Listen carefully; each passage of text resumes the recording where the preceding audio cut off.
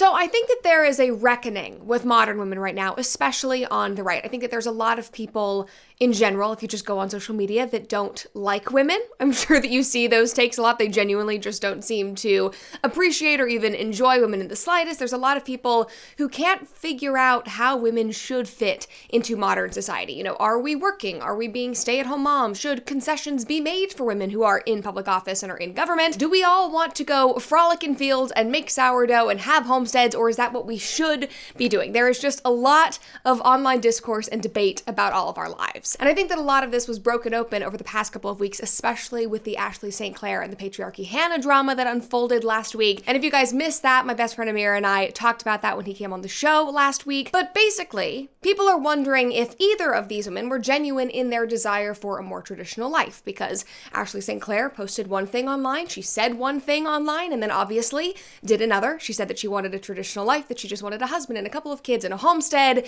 and then ended up having a child with the richest man in the world and is now a single mother times two, trying to figure that out and literally tweeting at him to get his attention because he's not responding to her lawyers or her. You have patriarchy Hannah, who literally built a brand off of being this Christian conservative stay-at-home mom of 14 children with her husband Tony, literally shaming women on a daily basis for not being as virtuous or traditional as she was, and then it all ended up being fake. It was all a sham. She had no children whatsoever. She was not married to a man named Tony. She had no grounds to stand on whatsoever. And then this past weekend, just a couple of days ago, we had Laura Loomer on X attacking housewife Jessica Krause for getting involved in politics, which is just so inconsistent to me because I thought we were supposed to celebrate women like Jessica Krause who stayed at home with their kids, who chose to sacrifice parts of their career to be there for their children. And now, years later, as her children are grown, they are older, they're able to be involved in her work. She has stepped into this fascinating role as this blogger and this journalist. She's at the White House all the time. I thought that that was something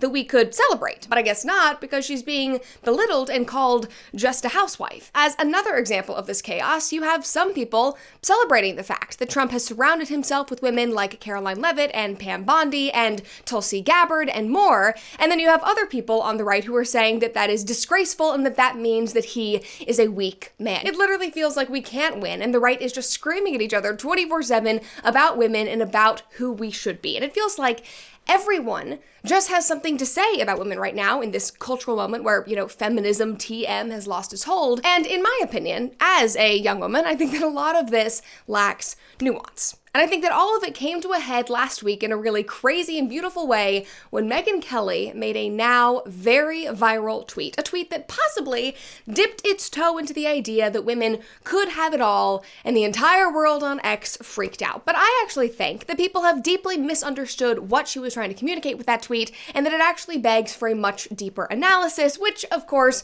rarely happens on X, rarely happens on social media in general, because it's just a lot of screaming and black and white takes. So today, I want to talk about that. I want to talk about the ideas that both the left and the right have been pushing on women and what we should actually be seeking instead of just trying to have it all, which, spoiler alert, Megyn Kelly was sort of trying to explain.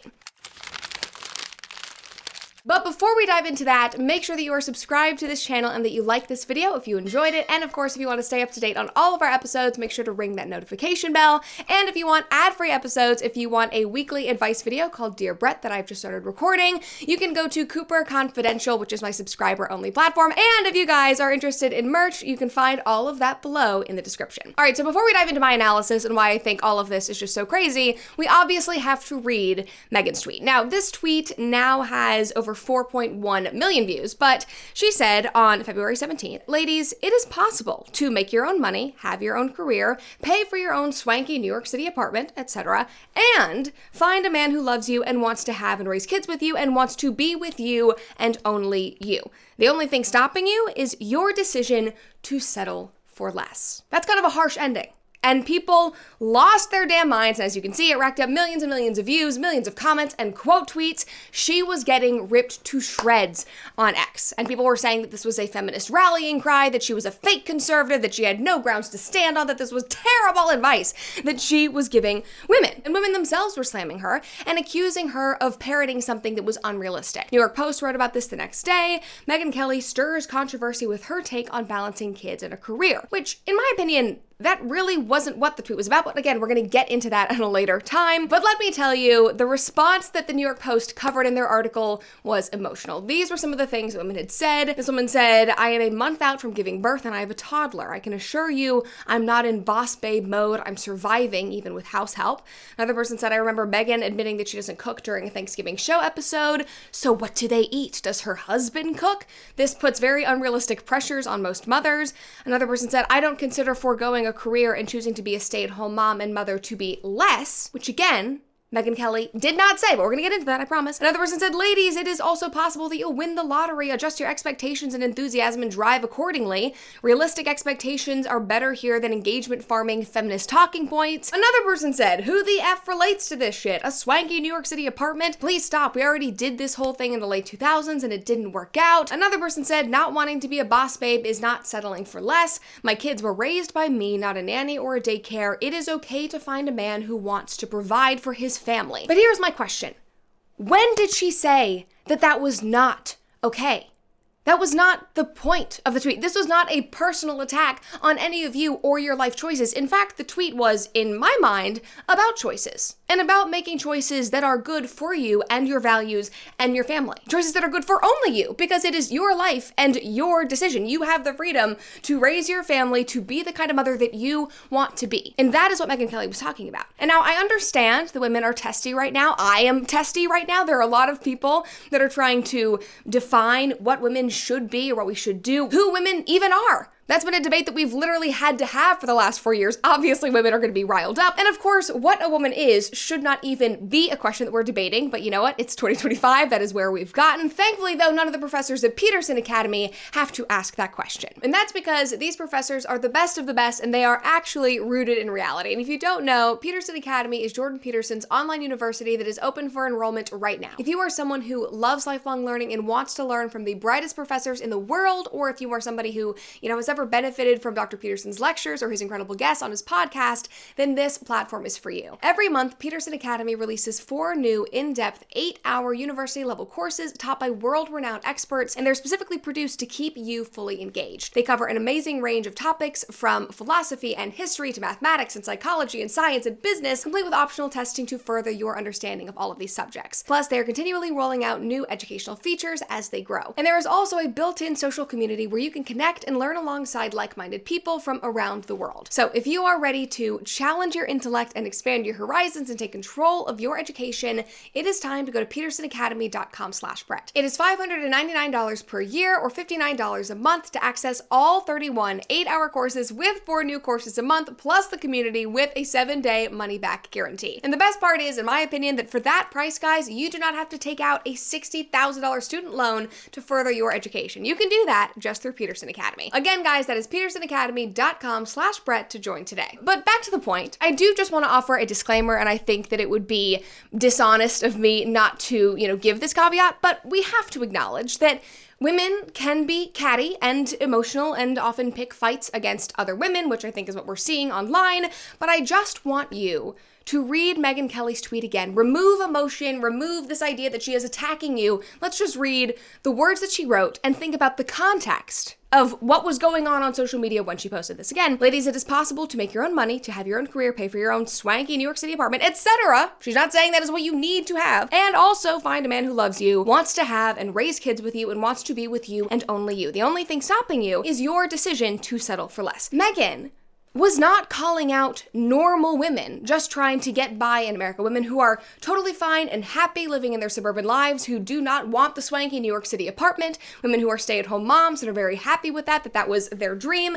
This tweet, my friends, this X post, whatever we're calling it now, this was a direct response to Ashley St. Clair and the whole Elon Musk baby daddy, baby mama drama that was going on, and it was more of a conversation on not sacrificing your values than anything else, whatever those values might be. And that makes this tweet applicable to anyone. And she explained this context later that day on her show. Just take a listen. This woman is accusing Elon of impregnating her and not, I guess, negotiating with her on the care of the child, or at least not to the point where she's happy with the negotiation. All I can think as I look at this is your life is the way it is because you decided it would be.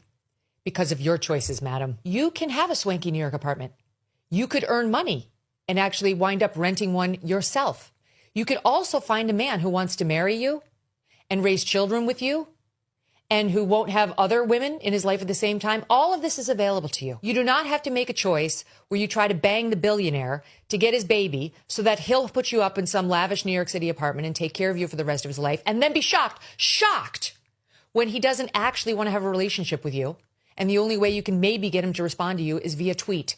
I'm sorry, but again, you made choices. They were very bad ones. I mean, listen, some people don't like Megyn. Megyn did not miss here at all. This was completely factual. I say it all the time. Your life is your fault, and that doesn't have to be a negative thing. And right now, Ashley St. Clair is dealing with the consequences of her own actions. Now, she has a beautiful new child, and she's trying to protect this child, but there are consequences to her actions. And what Megyn was trying to say is it didn't need to be this way. She had a career. She was very well connected. I'm sure she was around a lot of men. She could have found somebody who wanted to marry her and raise a family with her like she tweeted about for years on end, but that's not how it worked out. And instead, she now has a child with a man who historically, very publicly, has never committed to anyone. Ever. Like, it's very, very public. You probably knew that going into this situation. And so this tweet that everyone got so riled up about is specifically calling out the fact that she allegedly got this expensive, swanky apartment paid for, that she's being seen and photographed in all of these fancy clothes, you know, like head to toe Balenciaga is what I've heard, that she acquired that by having a child with this billionaire who won't commit to her or anyone else for that matter. And obviously, not being able to contact the father of your child is awful and messy, especially for this innocent child. But this man's history with dating and relationships and parenthood is well on display. And as Megyn says, I'm sorry, but this was a choice. And she is also saying, in addition to kind of, you know, that subtweet, that dig at Ashley, she is also saying, women and Ashley, this is not the only option. You have other choices. And Allie Beth Stuckey, who is a good friend of mine, and she is one of the biggest Christian conservative female podcasters and mother, is living proof of that. And so I asked her for her take. Take a listen. You don't have to sacrifice your morals and jump at the opportunity to get in a sexual relationship with a powerful rich man just because you want to be rich. And I'm not saying that was necessarily Ashley's motivations. I don't think we know that for sure. But I think she was trying to say, women, like, if you want money and you want the ritzy apartment, this is not the way to do it. And it could be possible that you get all of those things one day. Now, another great example of this type of woman that you guys might know is Brittany Martinez Hugoboom, who is the founder of EV Magazine. She also runs 28 Wellness, which is the hormone tracking and period tracking app. And she is married to this man that she is deeply in love with, that she has been with since they were young. And she had this idea for a more traditional women's magazine. She wanted this health app because there wasn't anything like that on the market. And she found a way to pursue something that she loved and that she was passionate about and build it with the person that she loved while also being a mother and being very engaged in their life and also finding massive success. And she didn't have to compromise her values in order to do that. And she's not the only example of that. I have so many examples in my personal life on all different scales of success and different lifestyles and different things that they're pursuing. But the common denominator is that they are living in accordance to their values and they're not compromising that at any turn. And finding success obviously does not mean having the lavish, swanky New York City apartment. It can be anything, and that's different for everyone. That is up to you to decide. But that, again, is what Megyn is saying.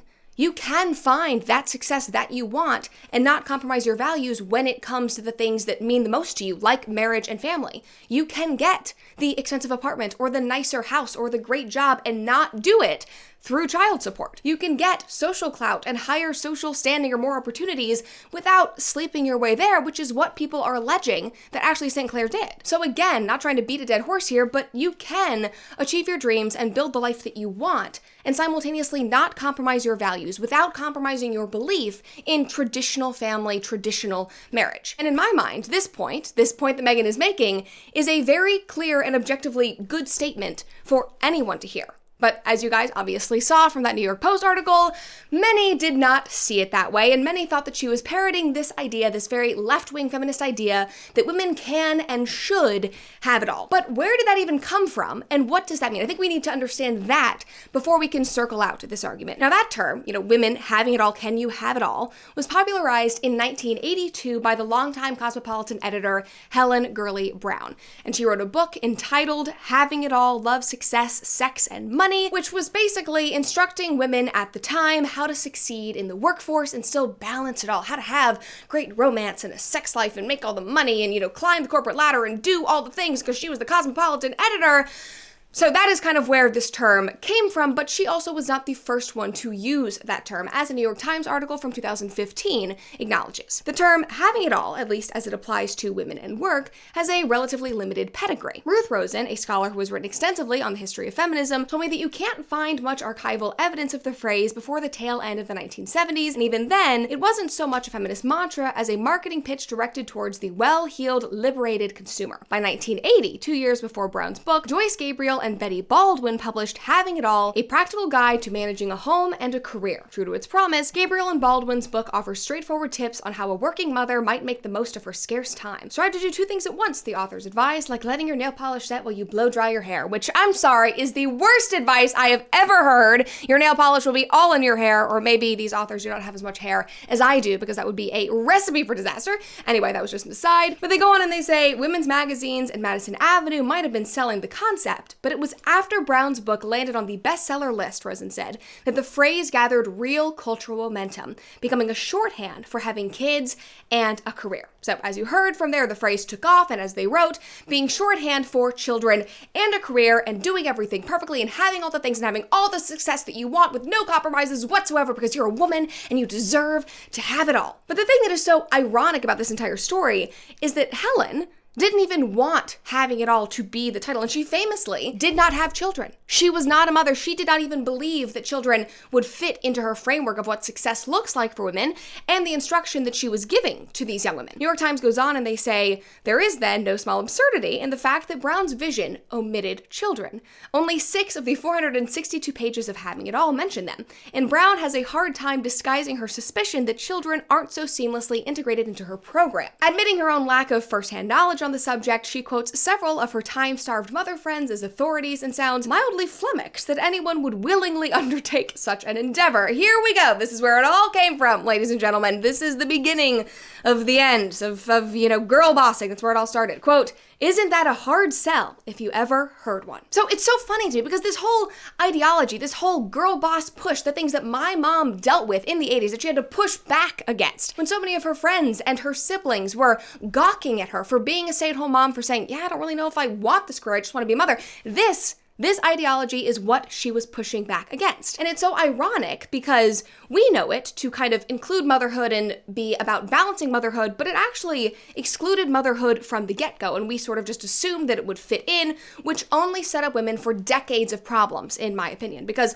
from there came the belief that women needed to have it all, and that actually it was our government and men that were holding us back. Like, we can't have it all because of the patriarchy, because men have all of these expectations of us, and we can't have it all because the government won't allow every single woman, no matter your age, no matter how far along you are, to get an abortion. We just created all of these issues that were keeping women back from having it all, which, spoiler alert, you're gonna see, none of that is actually real. So now, decades later, we are in 2025, long after this book was published, long after this phrase was coined, and this entire idea of women having it all has fallen apart.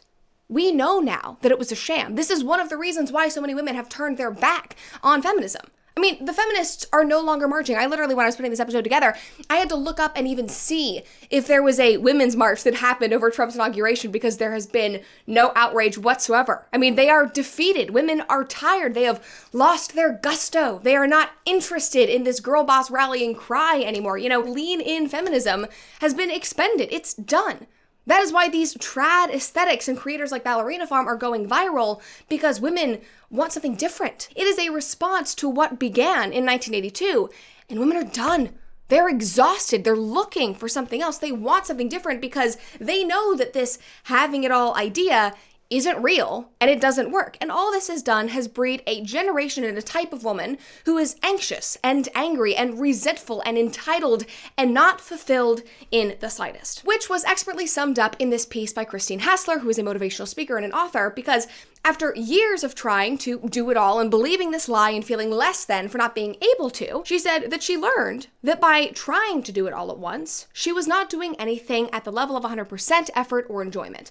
She said, there was simply too much to do and accomplish to feel 100% about anything other than my stress level. So in my 30s, when each item on my checklist that I accomplished did not create a sense of fulfillment or relief, but rather more longing, I could not deny that having it all was perhaps not all it was cracked up to be. I looked at women who seemingly had it all, and I noticed that so many of them were so tired and overburdened that they didn't seem to be enjoying anything. And when I looked at women who nurtured their natural preferences and their abilities and made choices to support those rather than chasing all of the shoulds in life, they seemed peaceful and actually quite happy. And these women seemed far more feminine to me. I mean, mic drop moment. That is the mic drop moment of this entire episode. It's almost like nature has been telling us these things all along, just like it's been telling us that American grass-fed beef is obviously best. And you would know that if you bought from Good Ranchers. Now, since 2017, over 140,000 family farms in the US have shut down. And why, you would ask? Well, it's because a lot of the meat in grocery stores isn't coming from American farms anymore. It is imported from overseas where mass production and low costs take priority over true quality. And this spring, we need to change that, and you can do that with Good Ranchers. It is time to spring into action and put American farms first, because nothing beats American quality, and that is why I love GoodRanchers.com. Good Ranchers puts family values first, just like you do, just like I do, and their meat is born, raised, and harvested right here in the USA from local family farms, so you know exactly where your meat is coming from, and I promise it's coming from happy cows. It is free from hidden additives, no antibiotics ever, no added hormones, no seed oils, just simple, trustworthy ingredients that you can feel good about feeding your family. And they really make life easier by making sure that these products are delivered straight to your door. No last-minute grocery runs, no long lines, or wondering if you're getting the best quality. With GoodRanchers.com, everything you need to create delicious meals for you and your family are just a click away. And at GoodRanchers.com, you can also check out my exclusive Brett Cooper box. You'll be able to try my hand-picked selections that Alex and I eat throughout the week, our favorite Good Ranchers products, while also supporting my show and directly supporting American ranchers. So if you want to check that out, just go to GoodRanchers.com/Brett to shop my box today. And if all of that doesn't convince you, right now Good Ranchers is running their Spring into Action promotion, where if you subscribe to any of their boxes, but preferably, obviously, the Brett Cooper box, you will get free bacon, ground beef, seed oil-free chicken nuggets, or salmon in every single order for a year. That is free meat for a year. You'll get to pick which one you want, plus you will get $40 off when you use my code BRETT at checkout. That is high-quality, clean protein in every order delivered to your door for free for an entire year. To spring into action and help American family farms with every purchase, visit GoodRanchers.com today, and don't forget to use my code BRETT to claim your free meat and $40 off. All right, so now you guys might be wondering how all of this whole history lesson on leaning in and having it all in feminism, how all of this relates back to what we talked about at the top of this episode, to Megyn Kelly and her tweet about Ashley St. Clair, or about conservative traditional women in general. And again, to jog your memory, this outdated idea of having it all, this feminist left-wing idea, is what people on the right were accusing Megyn Kelly of parroting, because they now have their own ideas of what is right for women, about what women should be doing. And many of them not only believe that women shouldn't try to have it all and that they're not entitled to that and that it doesn't work, but that they should only focus on being in the home, being in the kitchen, being a wife and mother, because that is what is morally and biblically right. These are the types of people who look at creators like me and Megyn Kelly and even Allie Beth Stuckey and say that we are the lingering results of feminism, that we are still a net negative on society because we are women who work. And I obviously brought that up to Allie Beth because she deals with that a lot, especially on X, and this is how she examines that and responds to this. There is a subset of people on the right who would say that women should not be fighting culture wars at all. They should not have any work that takes them outside of the home. That means that they're an undercover girl boss feminist that is leading everyone else into girl boss feminism. We're talking about words. We're not talking about physical prowess. When it comes to talking, that's actually something that women traditionally are pretty good at, and something that is that God can equip women to do at particular times. So I'm not out there trying to wage any wars. I am trying to use to the best of my ability one of the capabilities that God has given me, and to steward that well, to say something that is true and hopefully to give him glory. And I think all women and men are called to do that in a variety of ways. And as Allie Beth brought up just a couple seconds later, it is actually a very new idea that women should solely focus on being in the home or being in the kitchen. Men and women have contributed to their same household economy through a variety of ways for a really long time. I think it's actually very new, this idea that in order to be a Proverbs 31 woman or a biblical mom, that literally only means being in the kitchen. I think being in the kitchen is great. I love all of it. I love domestic things. But having the home and the family being the center of a family economy doesn't always just mean cleaning and cooking. Now, if you guys have been watching me for a while, then you probably know that I was not raised in the most religious home. I was not raised in the most Christian home, but, Allie Beth's point makes a lot of sense. And so, after talking with her, I made my way on over to my Bible to take a look. And it's ironic that so many of these people online, these critics of women, these critics of me and Allie Beth and Megyn Kelly and all the other women that you see and that you might listen to, that these critics use Proverbs 31 to instruct women on their place in the home and out of the public sphere, because it seems as though they miss the part where the Bible says that the woman, the wife, considers a field and buys it out of her earnings, and she plants a vineyard. She sets about her work vigorously. Her arms are strong for her tasks. She sees that her trading is profitable and that her lamp does not go out at night. At another point it reads, her husband is respected at the city gate where he takes his seat among the elders of the land. She makes linen garments and sells them and supplies the merchants with sashes, and that she speaks with wisdom and grace, and that she is respected by the community. She is not just contributing to her home and her family, but she is contributing to the community at large. And that is what Allie Beth is arguing that a lot of these people are missing. And so basically the argument that I am now making in this episode with you guys is that basically it seems like everyone seems to have these ideas and the opinions on what the perfect life is for women in 2025. I mean, the left has parroted one idea for years at this point. We are all well accustomed to it, and it didn't work. Women were not fulfilled by trying to juggle it all while primarily focusing on their careers, and this idea was pushed and started by women who actually didn't want to have families in the first place. So obviously it wasn't going to work. They weren't juggling it in the first place. And now we're dealing with the political right that has this new idea for women that really isn't rooted in historical truth. Maybe we should get into that in another episode. That could be interesting. But it's also an idea and a structure that is not attainable for many women, especially in this economy and in this dating landscape. And also, in Allie Beth's mind, she says that this is pushing a standard that Jesus himself did not set. Take a listen. The online trend of saying that in order to be a biblical woman, your life has to look like this specifically. It has to look like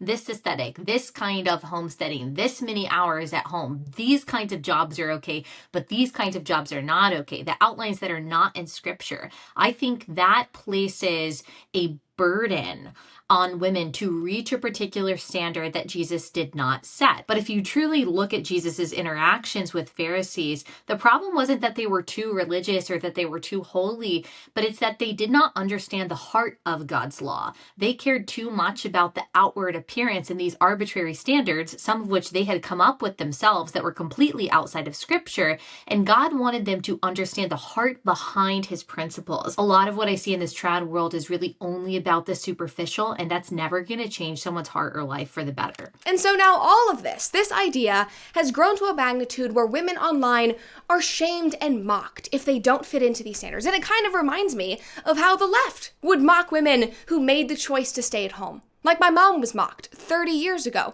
The way that I was mocked when I was 15 years old and told my best friend that I desperately wanted to have kids one day, and she gawked because she said that I was ruining any shot I had at ever having a career, finding any kind of fulfillment outside of the home. I mean, it is like a never-ending cycle, and it is so exhausting. And in my mind, we are completely focusing on the wrong things. And we actually should go back to what Megyn said and maybe take a closer listen to what she was trying to communicate. Because in my eyes, what I want to be focusing on, what I think that everyone should be focusing on, man or woman, regardless of your age or your situation, is living a life that is in accordance with your values. Whatever they may be, and that is up to you to decide. I obviously have the ones that I live my life by that I think are more correct and healthy, but again, at the end of the day, that's up to you. And it's important to focus on that and then also focus on not compromising those values for immediate gratification or material success. Because at the end of the day, when we all fall asleep at night, it's only us that we have to contend with. At the end of our lives, when we look back, we have to know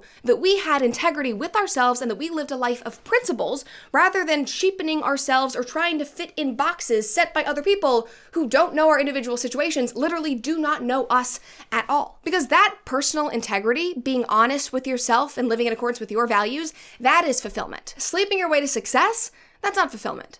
Trying to juggle having it all and prioritizing a career when really that's not what you want, but you're just trying to do it because women told you that that is what you should want and that you should be doing that, that will not provide fulfillment, as Christine Hassler explained. Chasing an aesthetic of traditional womanhood that you see on X because people are telling you that that is what you should want also will not bring fulfillment because it's not coming from you. And also, finally, I'm kind of running out of breath here, but this is probably the most important point in the entire video, is that no one on this earth is going to be able to have it all. That is simply not realistic. And it's not just a female issue. That goes for men as well. Life is made up of dreams and reality and sacrifices and priorities. And you do not get everything you want in the exact way that you want at the time that you want. There might be things that you want and you'll get them later in life. I think about my mother-in-law, who I just adore, who sacrificed so much of her career to raise my husband and his siblings, put her career on hold. She worked part-time, she did other things, but she sacrificed success that other people were getting at a younger age. And now, in her 60s, now that her kids are grown, that they're in their 30s, she has a career that she absolutely adores, that she loves. In this third act of her life, she is so happy and is so successful, but she didn't get it when everybody else was or when they told her that she should be getting it. And that's okay, because your timeline does not need to be everyone else's. You just need to be living in accordance with your values and what you believe to be good and correct. And that will inevitably require sacrifices, and it will require prioritizing what you believe to be important. For example, if you want that 9-to-5 job, if you want to climb the corporate ladder and that's what you want to focus on, I'm sorry, but you probably will not be able to have 8 kids and be as engaged as other mothers who don't work or have more flexible jobs or work part-time things or work from home or whatever it may be. Just as if you want to have 8 children, there are things in your life and career that you will have to sacrifice and say no to, and that if you want to be that very engaged mother to all 8 of your children and spend those years of your life having children and raising them, you probably won't be able to have the 9-to-5. And of course, that does not mean that your life is going to be bad by any means. I'm not saying that at all. But it might not be perfect. It might not be having it all or exactly how you envisioned in your perfect dream world, and that's normal. That is just part of real life. And Allie Beth actually wrote an entire book based on this idea that, you're not enough and that's okay. And in her interview, she said this. One of the chapters of my book, You're Not Enough, is you're not entitled to your dreams. And I was kind of raised believing some prosperity gospel things, that if I do this, if I pray for this, if I ask this in the right way, then God definitely will give me the kind of success that I want. And I still see that believed among a lot of people, that if I say this basic incantation, do XYZ, then I will finally get the relationship and the job that I want. But none of those things are guaranteed. We are not entitled to the things that we desire. You may never have it all. You may have a lot. And there are a lot of things that you can be grateful for. And it's okay to want a lot of things as long as they're righteous desires.